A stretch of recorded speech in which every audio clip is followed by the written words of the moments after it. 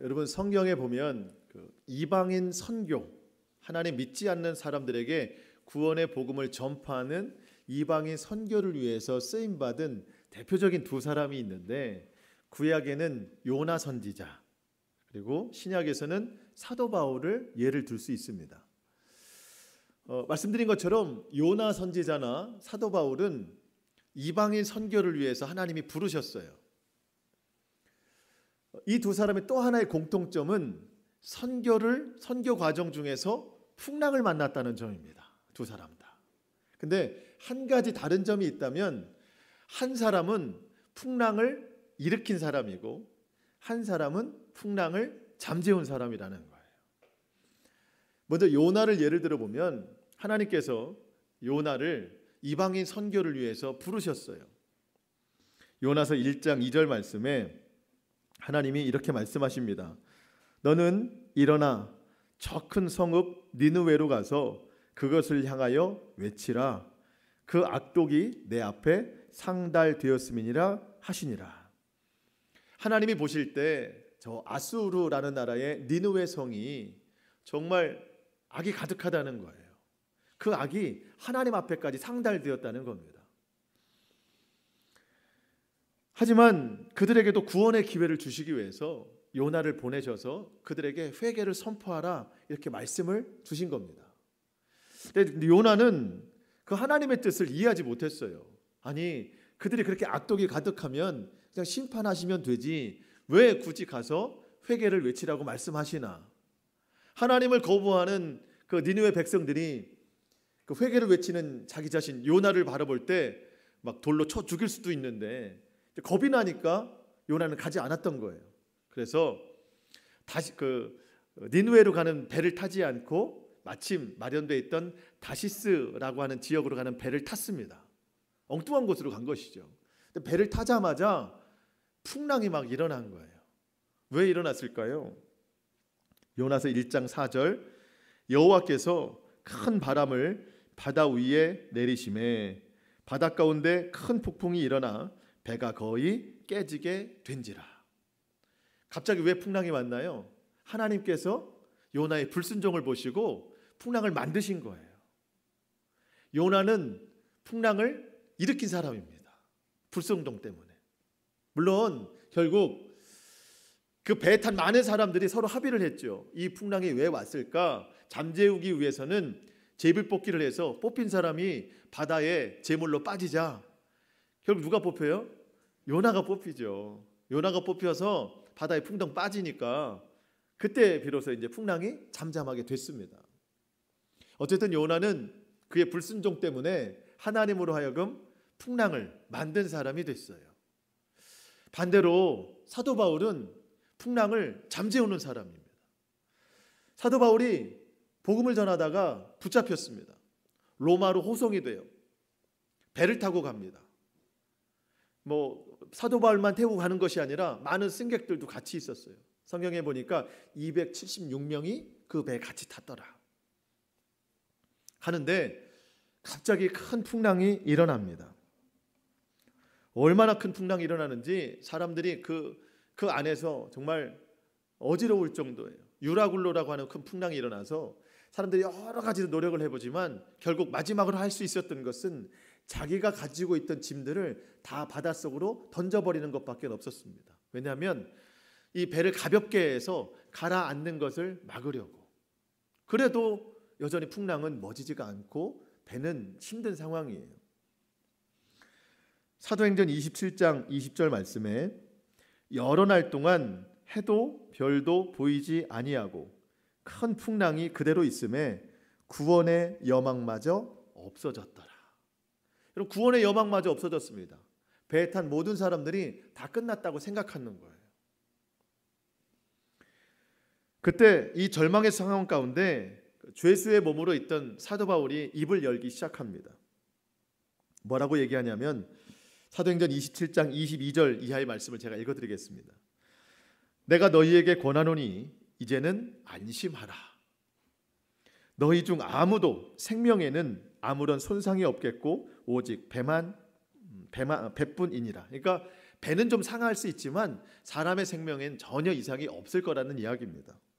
왜요? 내가 속한 바 곧 내가 섬기는 하나님의 사자가 어젯밤에 내 곁에 서서 말하되 바울아 두려워하지 말아라. 내가 가이사 앞에 서야 하겠고, 지금 로마로 가니까 가이사 앞에 무사히 설 것이다. 그리고 하나님께서 너와 함께 항해하는 자를 다 내게 주셨다. 그러므로 여러분이요 안심하십시오. 나는 내게 말씀하신 그대로 되리라고 나는 하나님을 믿습니다. 하나님의 말씀에 의지해서 배에 있는 사람들을 안심을 시킵니다. 그때부터 사람들은 선장의 말이나 아니면 바울을 이끌고 가는 군인들의 말을 듣지 않고 사도 바울의 말을 따르기 시작합니다. 주인의 말을 따라요. 사람들이 두려워서 먹지 않고 있었는데 이제는 사도 바울이 그들에게 음식을 막 나눠줍니다. 사람들은 바울이 나눠주는 그 음식을 먹고 안정을 되찾기 시작합니다. 그렇게 이름을 알 수 없었던 한 외딴 섬에 도착해서 그들 모두가 말씀대로 잘 구조되는 그런 역사를 보게 되는 것이죠. 여러분, 요나의 경우 그리고 사도 바울의 경우 많이 다르죠. 한 사람은 풍랑을 일으키는 사람이고 한 사람은 풍랑 가운데 위기에서 사람들을 구출해냅니다. 바울과 요나의 이야기에서 우리가 느낄 수 있는 것은 무엇인가요? 한 사람의 영향력이 이렇게 크다는 거예요. 한 사람의 영향력. 여러분, 우리는 예수님으로 인해서 구원받은 사람들입니다. 왜 구원을 받았는가? 혹여 예수님으로부터 구원받았으니까 이 구원을 잘 지켜서 나 혼자 잘 살다가 주님께서 부르시면 그때 하나님 나라 올라가도록 그러한 목적으로 나를 구원하신 게 아니라는 이야기예요.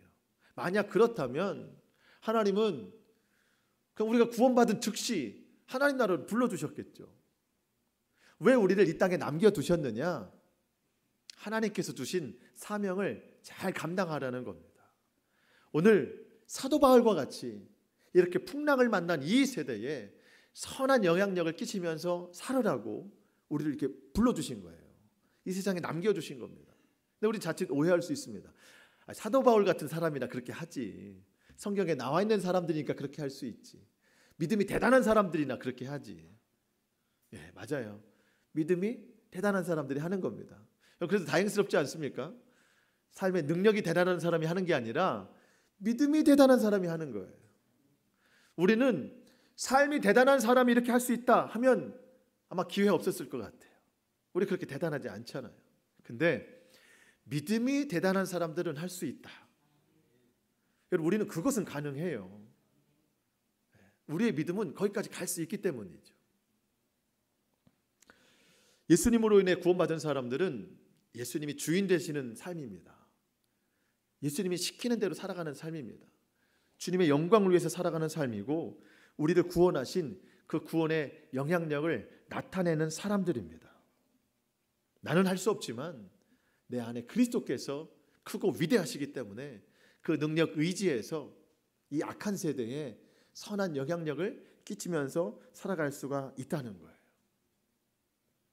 주님이 우리를 세상의 빛과 소금으로 불러주셨습니다. 예수님이 이 땅에 내려오신 것은 어두운 세상을 밝히러 오신 거예요. 예수님이 빛이시기 때문에 예수님을 따르는 우리도 다 빛이에요. 빛의 자녀들이다 말씀해 주셨습니다. 여러분, 이 어두운 세상을 밝히라고 우리를 세상의 빛으로 불러주셨습니다. 그리스도인들은 이 나라의 빛이고 우리 가정의 빛이고 사람들과의 관계 속에서 밝게 빛나는 빛이 되어야 됩니다. 그것이 선한 영향력을 감당하는 삶입니다. 하나님께서 오늘 그런 사람 찾고 계세요. 특별히 제가 바라는 것은 저도 그렇지만 이번 명절에 많은 또 일가 친척들 만나지 않습니까? 그 믿음의 사람은 좀 달라야 돼요. 그 가운데에서 선한 영향력을 나타낼 수 있어야 된다는 겁니다. 어쩌면 대화를 나누는 중에 우리의 가족이, 우리의 친척, 가문이 이 바닷속에서 표류하는 그런 배와 같은 심정일 수도 있습니다. 그때 우리가 어떻게 말을 해야 되는가, 어떤 영향력을 끼쳐야 되는가, 우리가 잘 구별할 수 있어야 된다는 겁니다. 세상과 똑같은 사람이 되면 안 된다는 거예요. 그 가운데 우리로 선한 영향력 나타내기를 원하신다는 겁니다. 오늘 우리가 노아를 통해서 그것이 무엇인가를 좀 깨닫자는 겁니다. 오늘 본문은 믿음의 사람 노아에 관한 이야기입니다. 여러분, 노아가 언제적 사람이에요? 이런 창세기 거의 초반에 나오는 사람이에요. 그러니까 아주 오래된, 아주 옛적 사람입니다. 그러면 우리랑 좀 다르지 않을까 싶은 생각이 들지만, 여러분, 놀랍게도 하나님이 보실 때는 노아가 살던 그 시대나 지금 우리가 살던 시대나 똑같다는 거예요. 뭐가 똑같은가? 이 시대가 악함으로 부패하고 포악한 시대다. 그때나 지금이나 똑같다는 겁니다. 오늘 본문 6장 12절 13절 말씀 우리 읽어보시면서 눈에 띄는 두 단어를 한번 좀 찾아봤으면 좋겠습니다. 12절 13절 시작. 하나님이 보신즉 땅이 부패하였으니 이는 땅에서 모든 혈육 있는 자의 행위가 부패함이었더라. 하나님이 노아에게 이르시되 모든 혈육 있는 자의 포악함이 땅에 가득함으로 그 끝날이 내 앞에 이르렀으니 내가 그들을 땅과 함께 멸하리라. 아멘. 하나님께서 노아가 살던 그 시대를 보시면서 두 가지 악함을 보셨습니다. 어떤 겁니까? 부패함과 포악함이에요. 여러분, 이 시대도 똑같죠. 이 시대도 부패함이 있고 포악함이 있습니다. 들려오는 소식들이 다 그렇잖아요. 부패함과 포악함 똑같다는 겁니다. 여러분, 하나님이 노아 시대에 온 세상이 부패했고 사람들이 포악해지는 그것을 보면서 하나님이 세상을 보는 눈과 똑같이 세상을 볼 수 있는 그 한 사람을 좀 찾으시는데 없더라는 거예요. 그런데 잘 보시니까 한 사람 눈에 띄더라는 겁니다. 그게 누구예요? 노아였다는 겁니다. 노아. 세상 사람들이 다 부패함 속에 살아가고 포악함 속에 살아가니까, 여러분 그렇잖아요. 그 속에 살아가면 그곳이 어떤 곳인지 모르잖아요. 밖에서 봐야 그곳이 보이니까. 모든 사람들이 다 그런 거예요. 근데 노아만큼은 부패함과 포악함 속에 살지 않고 하나님의 시선으로 그것을 바라보더라는 겁니다. 그래서 6장 8절에 보니까 노아는 하나님께 은혜를 입었더라. 다른 말로 그 부패하고 포악한 시대에 노아만 하나님께 은혜를 입었더라. 노아만큼은 하나님과 똑같은 것을 봤더라. 다른 말로 노아만 하나님과 대화가 통하더라. 그래서 하나님은 노아를 통해서 그 시대가 얼마나 포악한지 부패했는지 알려주고 싶었던 겁니다. 하나님은 노아를 통해서 그 시대에 선한 영향력 나타내기를 원하셨다는 겁니다. 여러분, 오늘날 노아 누구예요? 바로 우리 자신이에요. 하나님이 우리를 오늘날 노아로 부르셨습니다. 이 폐역한 시대, 악한 시대에 선한 영향력 나타낼 수 있는 사람으로 저와 여러분을 불러주셨다는 겁니다. 우리의 가정에, 우리의 가문에, 내가 만나는 모든 사람들에게 선한 영향력 나타낼 수 있어야 된다는 겁니다. 그래서 오늘은 어떻게 하면 선한 영향력 나타낼 수 있는가? 하나님이 찾으시는 그 사람 누군가? 세 가지를 좀 알아보려고 합니다. 첫 번째로 하나님의 선한 영향력을 나타내는 사람 누구인가? 이 세대를 바로 보는 영적인 눈을 가진 사람이에요. 여러분, 우리가 선한 영향력을 나타내려면 이 시대가 어떤가를 잘 봐야 돼요. 말씀드린 것처럼 부패했다, 포악하다, 그거를 볼 수 있어야 되는데 나도 그 속에 들어가 살아있으면 그런 것을 모르고 살아간다는 거예요. 잘 봐야 이 시대가 이렇구나. 그러면 내가 이 시대 속에서 어떻게 믿음의 영향력을 나타낼 것인가를 비로소 깨달을 수 있다는 겁니다. 여러분 우리가 잘 아는 것처럼 하나님이 노아 시대에 물로 모든 것을 다 심판하셨어요. 왜 그랬다고요? 부패하고 포악했기 때문에. 아담과 하와의 죄로 인해서 모든 인류가 다 죄에 빠졌습니다. 하나님이 본래 그러신 분이 아니신데 여러분 6장 6절에 보니까 하나님이 사람 만드신 것을 한탄하셨대요. 옛날 성경으로 보면 후회하셨대요. 우리 하나님 그런 분 아니시잖아요. 사람 만들어 놓고 보시기에 심히 좋았더라 이랬는데 얼마나 죄가 많은지 그 세상을 보고 이 세상 피조물 만든 것을 보시고 후회하셨다. 마음에 근심이 가득하셨다. 그런데 그 중에 한 가지 소망을 발견하셨는데 그 사람이 바로 노아였다는 겁니다. 그래서 노아에게만 하나님이 은혜를 주셨다. 왜? 그는 세상과 똑같지 아니했다. 세상이 부패하고 타락하고 포악했을 때 노아만큼은 의로운 자였기 때문이다. 성경은 말하고 있습니다. 여러분 그래서 7장 1절에 하나님이 노아의 의로움을 칭찬하십니다. 우리 7장 1절 한번 읽어보겠습니다. 7장 1절입니다. 시작. 여호와께서 노아에게 이르시되 너와 내 온 집은 방주로 들어가라. 이 세대에서 내가 내 앞에 의로움을 내가 보았음이니라. 아멘. 이 세대에서 어떤 세대인가요? 부패한 세대, 포악한 세대. 그 세대에서 오직 노아만 하나님 앞에 의로운 자였다. 여러분 그 노아가 죄가 하나도 없어서 의로운 게 아닙니다. 그도 연약한 인간이에요.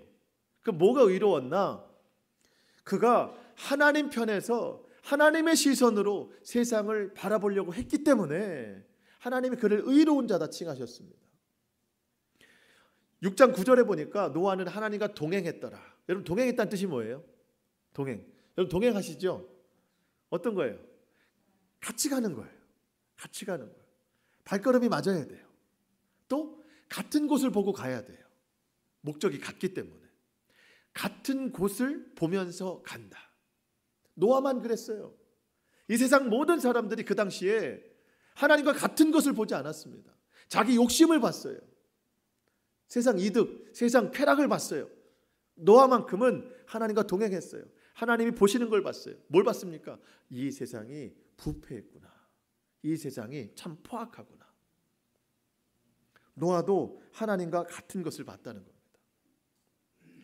하나님이 노아의 의로움을 보셨다 할 때 그 보다라는 단어가 본래적인 뜻은 인정하다는 뜻입니다. 무슨 뜻이라고요? 인정하다. 그러니까 결국 뭐예요? 하나님이 노아의 의로움을 인정하셨다. 무슨 뜻으로 받아들일 수 있나요? 여러분, 우리는 하나님께 인정받기를 원하는가? 아니면 세상에 인정받기를 원하는가? 그 당시에 하나님께 인정받기를 원했던 사람이 딱 한 사람, 노아밖에 없었습니다. 모든 사람이 다 세상에게 인정받으려고 그랬어요. 그랬더니 결과가 어떻게 나타났습니까? 세상이 모두 부패하고 포악해졌더라. 세상 욕심은 부패함이에요. 세상 욕심은 포악함입니다. 세상 즐거움은 부패함이에요. 포악함입니다. 모든 사람들이 그렇게 살아갈 때 노아만큼은 하나님께 인정받기를 원했다는 겁니다. 여러분, 우리가 세상을 잘 봐야 됩니다. 어떤 세상인가? 그 세상 속에 내가 빠져들어가면 안 되는 거예요. 분별할 수 있어야 돼. 그래야 내가 세상을 구원할 수 있고 내가 세상과 다른 삶을 살 수 있고 세상에 선한 영향력을 나타낼 수 있습니다. 결론적으로 뭐냐면 세상이 욕심을 따라 살아갈 때 우리는 누구를 따라가요? 예수님을 따라가야 돼요. 세상이 욕심을 따라가니까 자꾸 부패하고 포악해지는 거거든요. 우리가 예수님을 따라가면 결국 우리는 의로움이 생기게 되는 겁니다. 예수님 따라가야 돼요. 이번 설 명절에 사람들 많이 만나잖아요. 가족들 많이 만나죠. 그러면 영적인 눈으로 바라봐야 돼요. 오고 가는 대화 속에서 어쩌면 다 세상 욕심의 말들이 오고 갈지 몰라요. 그럼 우리가 영적으로 잘 깨달아야 돼요. 그러면서 우리가 예수님을 따라가는 그 심령으로 그들을 선한 길로 잘 인도해 줘야 됩니다. 이게 선한 영향력이라는 거예요. 하나님이 우리를 그렇게 부르셨습니다. 세상과 다른 모습으로 우리가 나타나야 된다. 두 번째로 어떤 사람이 선한 영향력을 나타낼 수 있는가? 이 세대를 바로 살아가는 온전한 믿음의 사람입니다. 첫 번째가 바로 본다 그랬어요. 세상을 바로 봐야 된다.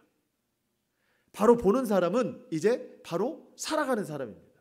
노아가 그랬던 것이죠. 온전한 믿음 어떤 사람입니까? 하나님 말씀에 순종하는 사람입니다. 여러분 하나님 말씀 순종하고 살아가고 계십니까? 하나님이 왜 우리에게 그토록 순종을 말씀하시는가?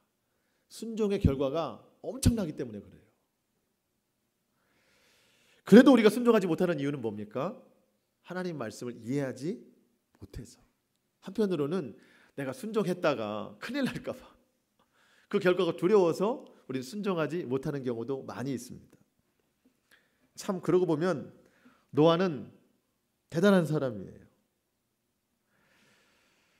우리가 잘 아는 것처럼 하나님께서 노아에게 산에다가 배를 만들래요. 만들 수 있죠. 배는 만들 수 있는데 이 때와 장소가 문제예요. 항상. 지금 맑은 하늘에 산에다가 배를 만들래요. 요즘은 뭐 산 위에 배도 많이 있더라고요. 도심에도 배가 많이 있고. 용도가 뭐예요? 분위기 있는 카페, 뭐 식당, 뭐 이런 것들 많이 있잖아요. 근데 그 당시 그게 아니잖아요. 지금 비가 이제 올 거래요. 배를 만들래요. 바다에 만들면 되잖아요. 산에다 만들래요. 이유를 알 수가 없어요. 그리고 한 가지 더 이해가 안 가는 건 지금 하루하루 먹고 사는 것도 힘들고 배를 만드는 것도 힘들 텐데 그 방주 안에서 들어가서 먹고 살 양식을 다 저축하래요. 이게 참 힘든 일입니다. 근데 참 놀랍게도 노아는 하나님 말씀에 다 순종했어요. 이 성경 기자도 그게 얼마나 감탄이 됐는지 노아가 순종했다는 말을 똑같이 2번이나 반복하고 있습니다. 6장 22절 노아가 그와 같이 하여 하나님이 자기에게 명하신 대로 다 준행하였더라. 7장 5절 노아가 여호와께서 자기에게 명하신 대로 다 준행하였더라. 똑같이 얘기하죠. 그 당시 사람들은요 부패한 사람들입니다. 포악한 사람들입니다. 그 정도로 세상 즐거움에 빠졌고 세상 욕심으로 가득 찼습니다. 그때 노아는 산에서 막 열심히 배를 만들고 있어요. 사람들이 산 밑에서 흥청망청 먹고 마시고 즐길 때 노아는 방주 안에서 들어가서 먹고 살 그 양식을 저축하고 있습니다. 사람들이 얼마나 비웃었을까요? 그냥 노아가 아무 말 하지 않고 있으면 노아가 산에다가 별장을 짓나 보다. 배 모양의 별장을 짓나 보다. 그렇게 생각했을 텐데 사람들이 물어보면 일일이 다 대답을 했어요. 왜 산에다 그걸 짓고 있느냐? 하나님이 말씀하셨다. 얼마 안 있으면 비가 내릴 텐데 그때를 대비해서 배를 만들라고 말씀하셨다. 그런데 꼭 산에다가 만들라고 말씀하셨다. 그리고 그 배 안에서 들어갈 먹고 마실 그 양식을 저축하라고 말씀하셨다. 나에게만 주시는 말씀이 아니라 이 세대에게 주시는 말씀이니 당신들도 이 말에 순종해야 된다. 막 선포를 한 거예요. 사람들은 비웃었습니다. 사실대로 말하니까 더 비웃었어요. 여러분 진정한 순종은 하나님 말씀에 그대로 따르는 겁니다. 왜냐하면 그렇게 말씀하시는 하나님의 뜻이 있기 때문에 그렇습니다. 세상으로부터 비웃음이 있을 수 있어요. 하지만 말씀드린 것처럼 여러분 우리는 세상으로부터 인정받을 만한 사람이 아닙니다. 하나님으로부터 인정받는 사람들이에요. 여호수아가 이끄는 이스라엘 군대가 여리고성 앞에 있을 때 하나님의 또 한 번의 순종을 요구하셨죠. 칼과 창으로 싸우려고 하지 마라. 여리고성을 하루에 한 바퀴씩 그냥 돌아라. 돌 때 중요한 원칙이 있습니다. 침묵해라. 침묵해라. 왜 그러셨나요? 여리고 사람들이 그 성 위에서 볼 때 전쟁하러 온 사람들 같은데 칼과 창으로 전쟁하지 않고 그냥 조용히 돌고만 있으니까 사람들이 얼마나 조롱했겠어요. 비웃었겠습니까?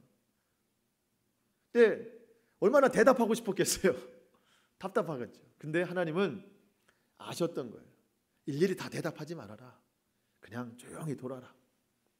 돌되 마지막 날 7째 날에는 7바퀴를 돌고 마지막 7바퀴를 돌 때는 그동안 참았던 이 모든 것을 다 쏟아낼 만큼 큰 함성을 외쳐라. 그 함성은 뭐예요? 승리의 함성이에요. 그동안 순종하면서 인내하면서 참아왔던 그 모든 것이 승리의 함성으로 다 드러나게 되는 겁니다. 하나님이 승리하게 하시는 겁니다. 노아가 방주를 만들고 비가 내리기 시작했어요. 하루 이틀이 아닙니다. 40일 동안 내리는데 여러분 생각조차 할 수 없었던 엄청난 일들이 막 일어나는 겁니다. 여러분 7장 17절로 20절인데요. 저는 참 이 구절을 보면 막 가슴이 뛰는 것 같아요. 여러분 이 노아의 기분이 어땠을까? 방주 안에 있었던 사람들의 분위기가 어땠을까? 한번 좀 생각해 보면서 7장 17절부터 20절까지 한번 읽어보겠습니다. 17절부터 시작. 홍수가 땅에 40일 동안 계속된지라 물이 많아져 방주가 땅에서 떠올랐고 물이 더 많아져 땅에 넘침에 방주가 물 위에 떠다녔으며 물이 땅에 더욱 넘침에 천하의 높은 산이 다 잠겼더니 물이 불어서 15규빗이나 오르니 산들이 잠긴지라. 아멘. 여러분 떠오를 때 기분이 어땠을까요? 노아의 기분. 그동안 얼마나 조롱을 받았나요? 사람들에게 멸시를 받고 멍청하다 바보다 이런 얘기 많이 들었을 거 아니에요. 하지만 이 순간을 기다린 거예요. 떠오르는 순간. 비가 조금 더 오니까요 산에서 배가 둥둥 떠다녀요. 여러분 그 방주 안에 그 가족들 그 짐승들 이 분위기 어떡하나 이거. 엄청 축제의 분위기일 거 아닙니까? 산에서 배가 둥둥 떠다녀요. 천하의 높은 산이 다 잠겼습니다. 다 잠겼어요. 뭐가 가장 높아요? 방주만 높아요. 방주만 가장 높이 떠올랐습니다. 모든 산이 다 잠겨버렸습니다. 세상 사람들이 하나님 믿는 우리를 보고 참 연약한 사람들이다. 그러니까 종교를 갖고 신을 의지하지. 자기 힘으로 살아나야 될 텐데 저렇게 연약하니까 신이라고 믿고 있고 하나님이라고 믿고 있지 않는가. 조롱해요. 그런데 거기다가 하나님 주시는 이 말씀에 온전히 순종하는 사람은 정말 바보 취급받습니다. 맑은 날 누가 산에다가 배를 만들어요. 조롱을 받습니다. 고린도전서 1장 18절 십자가의 도가 멸망하는 자들에게는 미련한 것이요 구원을 받는 우리에게는 하나님의 능력이라. 세상은 믿음을 이해하지 못합니다. 순종을 이해하지 못합니다. 그런데 결국 모든 것이 다 가라앉고 순종의 능력만 떠오릅니다. 천하의 모든 산도 방주보다 높지 못해요. 여러분 우리가 믿음으로 살아가서 선한 영향력을 나타낸다고 하는 것은 세상 사람들에게 봐라 봤지 아주 그냥 뭐 고소하다 복수하려고 하는 게 아니에요. 믿음이 이긴다. 믿음이 가장 높은 것이다. 이것을 드러내자고 하는 것입니다. 이게 믿음의 선한 영향력입니다. 세상 사람들이 다 천하의 높은 삶을 꿈꾸고 살아가잖아요. 다 높은 산이 되고 싶어 하잖아요. 그때 세상 사람들에게 천하의 높은 산도 다 잠길 때가 온다. 가장 중요한 것은 하나님을 믿는 믿음이다. 그 믿음을 보여주는 삶이 바로 우리의 선한 영향력을 나타내는 삶이 되어야 된다는 겁니다. 무엇보다 명절이 되면 덕담하잖아요. 설날. 근데 어른들이 자녀들에게, 손자, 손녀들에게 덕담을 해요. 여러분, 그 참 좋은 칭찬, 좋은 덕담이라고 하지만 잘 보면 다 그거예요. 천하의 높은 산이 되거라. 다 그런 얘기예요. 좋은 대학 가거라. 좋은 곳에 취직하거라. 좋은 남자, 좋은 여자 만나라. 그렇죠? 돈 많이 벌어라. 이게 다 덕담으로 하지만 한마디로 뭐예요? 천하의 높은 산이 되거라. 다 그런 뜻이에요. 여러분, 그런데 노아 시대의 사람들이 다 천하의 높은 산을 위해서 살아가니까 부패하고 포악하더라는 겁니다. 믿음의 가정들 안에서는 물론 그런 덕담도 참 좋겠지만 여러분, 그것보다도 더 좋은 덕담이 있어요. 거기 어디 나와 있냐면 히브리서 11장 7절에 나와 있습니다. 제가 읽어드릴게요. 히브리서 11장 7절. 믿음으로 노아는 아직 보이지 않는 일에 경고하심을 받아 경외함으로 방주를 준비하여 그 집을 구원하였으니 이로 말미암아 세상을 정죄하고 믿음을 따르는 의의 상속자가 되었느니라. 여러분, 히브리서 기자가 노아를 설명할 때 대표적인 단어를 하나 꼽는데 그게 뭐냐면 경외함이라는 단어예요. 경외함. 노아는 주를 경외하는 사람이었습니다. 자, 여러분, 다시 한번 그 시대의 사람들의 모든 삶의 모습은 두 가지 뭐였다고요? 부패함과 포악함이었습니다. 근데 그 당시에 노아는 어떤 사람이었다고요? 주를 경외하는 사람이었다. 경외하는 사람. 경외하다 무슨 뜻인가요? 두려워하다. 무서워서 두려운 게 아니고요. 하나님의 높고 위대하심을 비춰보니까 두려운 거예요. 그 하나님을 찬송하는 삶이 주를 경외하는 삶입니다. 여러분, 이번 설 명절에 좋은 이야기들 서로 오갈 텐데 주를 경외하거라. 주를 높이는 삶이 되거라. 우리 서로가 그런 덕담이 좀 오갔으면 좋겠어요. 천하의 높은 산이 되거라. 그거 말고 주를 경외하는 삶이 되거라. 여러분, 그러면 어떤 현상이 일어나요? 천하의 높은 산보다 높아지는 인생이 되는 거예요. 다 가라앉더라니까요. 무엇을 꿈꾸고 무엇을 위해 살아가느냐는 놀라운 결과가 일어납니다. 믿음의 가정들은 주를 경외하는 삶이 될 수 있기를 축복합니다. 그러면서 우리가 먼저 선한 행동으로 그들에게 모범이 되어야 됩니다. 나를 통해서 주의 영광이 드러날 수 있도록 선한 행실을 하면서 살아가야 됩니다. 마지막으로 어떤 사람이 선한 영향력 나타낼 수 있는가? 이 세대를 구원할 바른 선포를 실천하자는 겁니다. 자, 첫 번째, 이 세대를 바로 보는 영적 눈이 필요하다. 이 세대를 바로 살아가는 온전한 믿음이 필요하다. 세 번째, 이 세대를 구원할 바른 선포가 필요하다. 여러분, 구원을 선포하자는 이야기입니다.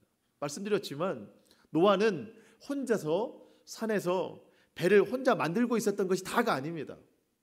아까 말씀드린 히브리서 11장 7절 말씀을 쉬운 성경으로 보니까 뭐라고 나왔냐면 노아는 세상이 잘못되어 가고 있음을 사람들에게 알렸습니다. 이런 뜻이 있어요. 자, 다시 노아는 세상이 잘못되어 가고 있음을 사람들에게 알렸습니다. 나 혼자 구원받아야지, 나 혼자 배를 만들어야지 하면서 그 열심으로만 살아간 게 아니에요. 사람들의 부패하고 포악한 모습을 보고 복음을 전한 거예요. 여러분, 그렇게 하면 안 됩니다. 하나님 믿어야 됩니다. 그때를 준비해야 됩니다. 바른 선포가 있었더라는 겁니다. 여러분, 우리도 진리를 선포해야 돼요. 하나님 모르는 사람들에게 하나님 말씀 전해야 됩니다. 그렇다고 해서 믿지 않는 사람들이 내가 전하는 복음을 빨리 전해 주십시오 기다리고 있는 건 아니에요. 오히려 더 거부할 겁니다. 그렇죠? 그런 사람들에게 지금 삶이 잘못되고 있음을 전해야 돼요. 전하되 성령 안에서 지혜를 가지고 전해야 됩니다. 참 중요한 것은 뭐냐면 복음은 지식이 아니라 구원입니다. 복음을 단지 지식으로만 외치면 갈등이 더 생겨나요. 여러분, 복음은 지식이 아니라 구원입니다. 구원은 사랑이에요. 그래서 내가 기도함으로 믿지 않는 영혼에게, 가족에게 복음을 선포할 때 저 영혼이 구원받아야 됩니다 라고 하는 그 영혼에 대한 사랑의 마음을 담고 나서 복음을 전할 수 있어야 된다는 겁니다. 거기서 자꾸 갈등이 일어나면 오히려 더 힘들어질 수가 있어요. 특별히 가족들과 영적인 대화하는 것이 참 어렵습니다. 믿지 않는 가족, 때로는 믿음을 게을리하는 가족에게 주의 복음을 선포하는 것이 참 어렵습니다. 물론 저희 가정도 마찬가지예요. 저희 가정도 이 영적인 대화를 하다 보면 여러 가지 마찰이 많이 생겨요. 그때마다 우리가 기도로 준비해야 됩니다. 기도로 준비해야 돼요. 성령 안에서 지혜로운 말들을 해야 됩니다. 영혼을 정말 사랑하는 마음으로 해야지 말다툼에서 이기려고 하면 안 된다는 거예요. 그 영혼을 구원하고자 하는 사랑의 마음으로 복음을 전할 수 있어야 된다는 겁니다. 그러면 성령님께서 그 마음을 분명 열어주실 줄 믿습니다. 이번 명절에 우리의 입술을 통해서 바른 복음이 잘 선포될 수 있기를 축복합니다. 오늘 우리가 믿음의 선한 영향력 나타내는 그 사람에 대해서 함께 은혜를 나눴습니다. 내 가족, 내 친지, 우리의 가문, 또 넓게는 내가 속한 모든 공동체, 나와 관계된 모든 사람들에게 나는 선한 영향력 나타내야 됩니다. 구원은 나 혼자 이 땅에 살다가 부르심 받으면 그냥 올라가는 그런 소극적인 삶이 아니에요. 하나님은 나에게 믿음의 선한 영향력 나타내기를 원하십니다.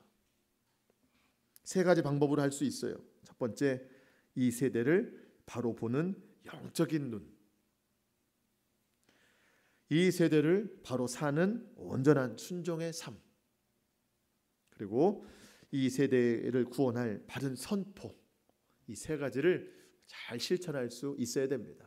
이번 명절에 이러한 좀 역사가 일어날 수 있기를 바라고 우리 인생 가운데 이러한 하나님의 선하신 놀라운 믿음의 역사가 우리 가운데 충만하게 일어나길 주님의 이름으로 축원합니다. 아멘. 기도하겠습니다.